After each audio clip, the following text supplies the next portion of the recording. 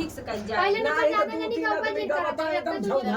आइए दोस्तों, आप सबके बीच में बहुत प्यारा सा अवधि नाच गीत सुनाने जा रहे हैं और सभी बहनों के साथ में आप लोग सुनिएगा। हम लोग अवधि कलाकार हैं, साथ में खुशबू रानी है और सुनिएगा अपना प्यार दुलार से।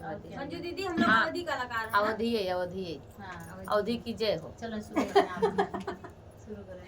जाई से सड़किया पे गर्दा उड़ै रे ननदी, अरे गर्दा उड़ै रे ननदी, अरे वैसे उड़ै जियारा हमार छोटी रे ननदी, अरे वैसे उड़ै जियारा हमार छोटी रे ननदी।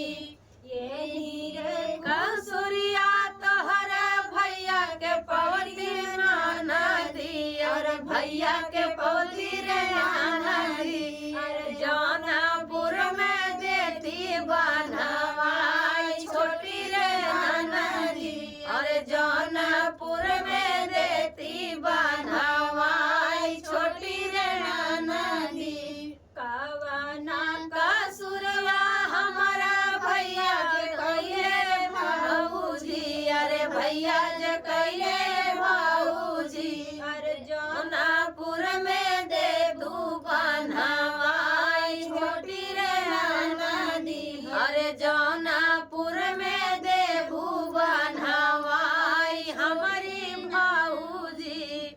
नाकी के नाथुनिया हमारा भैया, नाकी के नाथुनिया हमारा भैया बेचले ननदी, अरे भैया बेचले ननदी, अरे ओही राती देबै बनवाई छोटी रे ननदी, अरे ओही खातिर देबै बनवाई छोटी रे ननदी।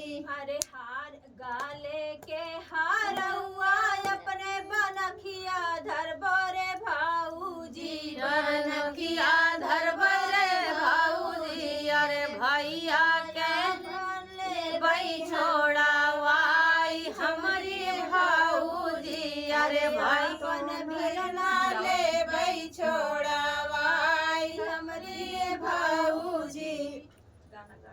और आइए आप लोग सुनिएगा अपना प्यार दुलार से। का तू हम लोगन गाना गइबू का